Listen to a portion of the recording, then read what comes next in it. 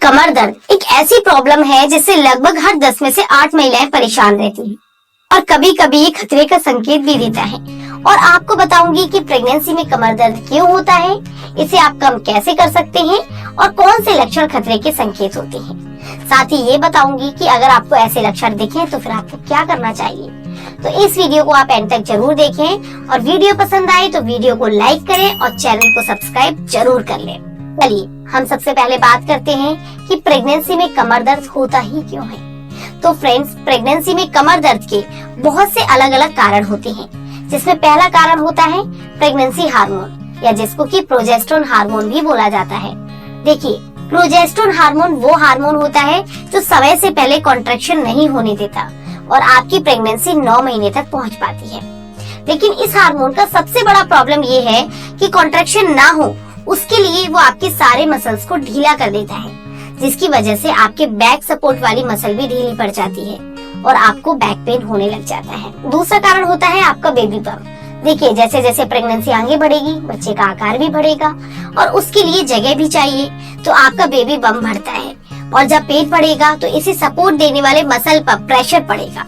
साथ ही आपकी रीढ़ की हड्डी पर भी प्रेशर पड़ेगा, क्योंकि अब आपकी बॉडी का वजन आगे की तरफ ज्यादा हो जाएगा और उससे बचने के लिए रीढ़ की हड्डी का आकार भी बिगड़ेगा, तो उसकी वजह से आपको पीठ में दर्द भी होने लग जाएगा। तीसरा कारण होता है पुरानी सर्जरी। अगर आपकी कोई सर्जरी हुई है तो उसकी वजह से भी आपको पीठ में दर्द हो सकता है। चौथा कारण होता है विटामिन की कमी की वजह से। अगर आपके शरीर में कैल्शियम की कमी है या फिर विटामिन डी की कमी है तो उसकी वजह से भी आपको पीठ में दर्द हो सकता है। तो सबसे पहले आप अपने पीठ दर्द के कारण को समझिए, उसके बाद इसका इलाज करवाइए। इससे आपके पीठ का दर्द चला जाएगा। ये वो दर्द होते हैं जो कि आसानी से ठीक किए जा सकते हैं, लेकिन जैसा कि मैंने कहा कि कुछ ऐसे भी दर्द होते हैं जो कि खतरे के संकेत होते हैं। तो आइए हम बात करते हैं कि कौन से दर्द खतरे के संकेत होते हैं। इसमें सबसे पहला दर्द होता है स्टोन की वजह से। देखिए, अगर आपको प्रेगनेंसी से पहले कोई स्टोन था जो कि आपको पता ना हो या प्रेगनेंसी के दौरान कोई स्टोन बन जाए तो आपको बहुत बड़ी परेशानी खड़ी हो सकती है। जैसे कि मेरे खुद के केसेस में मुझे गॉल ब्लैडर में स्टोन हो गया था, जिसको ना तो प्रेगनेंसी में सर्जरी करके ट्रीट करा सकते हैं और जब इसका दर्द होना शुरू हुआ था तो सबको ये लग रहा था कि गैस है, उसी के हिसाब से ट्रीटमेंट दिया गया। पर बाद में ये पता चला कि गॉल ब्लैडर का स्टोन है, तो लगभग हर 20 से 25 दिन में मुझे हॉस्पिटल में एडमिट होना पड़ रहा था, क्योंकि ये स्टोन मुझे प्रेगनेंसी के दौरान ही हुए थे और डिलीवरी के बाद ये खत्म भी हो गए। और सबसे बड़ी परेशानी की बात तो ये होती है कि ये स्टोन में दर्द पीठ से स्टार्ट होता है और पेट तक होता है। तो शुरुआत में तो हमें लगा कि प्री मैच्योर डिलीवरी होगी, क्योंकि सारे सिम्टम्स हमें वैसे ही लग रहे थे। और अगर आपको स्टोन है तो आपको ये पहचानना बहुत ज्यादा मुश्किल हो जाएगा कि ये डिलीवरी का पेन है या फिर स्टोन का। ऐसे में अगर आपको बार बार पेन हो रहा है और इतना तेज हो रहा है कि आपसे सहन नहीं हो रहा है, तो एक बार अपना अल्ट्रासोनोग्राफी भी करवा लीजिए, खास तौर पर किडनी और गॉल ब्लैडर की, क्योंकि ये स्टोन सबसे ज्यादा प्रॉब्लम खड़ी करते हैं। अब बात करते हैं कि अगर आपको प्रेगनेंसी में बैक पेन हो रहा है तो आपको क्या क्या करना चाहिए। तो सबसे पहले तो कुछ ऐसे काम हैं जिनसे कि आपको दूरी बना लेनी चाहिए, जैसे कि सिलाई बुनाई करना या फिर ऑफिस में ज्यादा देर तक बैठना। तो ऐसे कोई भी काम जिसमें आपको जबरदस्ती काफी देर तक बैठना पड़े, ऐसे काम आपको करना तुरंत छोड़ देना चाहिए, क्योंकि आप चाह कर भी रेस्ट नहीं ले पाएंगे, जो कि आपको प्रेगनेंसी में दिक्कत खड़ी कर देगा। इसके अलावा भारी वजन उठाना बंद कर दें। खास तौर पर इस बात का ध्यान रखें कि अगर आप हल्का वजन भी उठा रही हैं तो वो बैलेंस में है या फिर नहीं।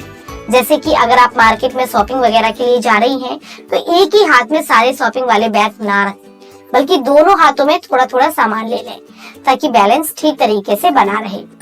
इसके अलावा इस बात का ध्यान रखें कि आप जो भी सैंडल या फिर जो भी चप्पल आप पहन रही हैं उसमें हील ना हो, क्योंकि हील की वजह से भी आपका बैलेंस बिगड़ जाएगा, जिसे ठीक करने के लिए प्रेशर आपकी स्पाइन पर पड़ेगा और आपको बैक में दर्द होने लग जाएगा। इसलिए आप फ्लैट चप्पल पहने। ये सब तो आपको अपने डेली रूटीन में ठीक कर लेना है। अब बात करते हैं कि आप क्या कर सकती हैं कि तुरंत की तुरंत आपको आराम मिल जाए। तो सबसे पहले तो आप गुनगुने पानी से अपनी पीठ की सिकाई कर लीजिए, या फिर कोई मसल रिलैक्सेंट का भी इस्तेमाल, जैसे कि मूव या फिर ओमनी जेल, इनको अपनी पीठ पर लगाकर थोड़ी देर लेफ्ट हैंड साइड करवट करके लेट जाए और साथ में पीठ को किसी कपड़े से कवर कर लें। ताकि आपकी मसल को थोड़ी बहुत गर्मी मिल सके और आपकी जो मसल प्रेशर की वजह से अकड़ गई थी वो थोड़ी सी रिलैक्स हो जाए। अगर आप चाहें तो हल्का हॉट सेक भी ले सकती हैं।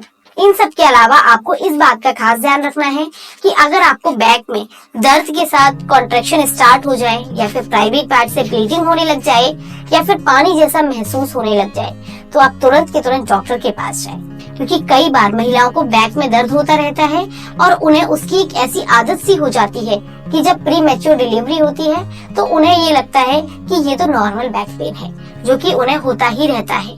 तो आपको अगर बैक पेन हो रहा है, साथ में प्राइवेट पार्ट से पानी आ रहा है या फिर ब्लीडिंग हो गई है या फिर कॉन्ट्रैक्शन हो रहे हैं, तो आप तुरंत की तुरंत डॉक्टर से मिलें।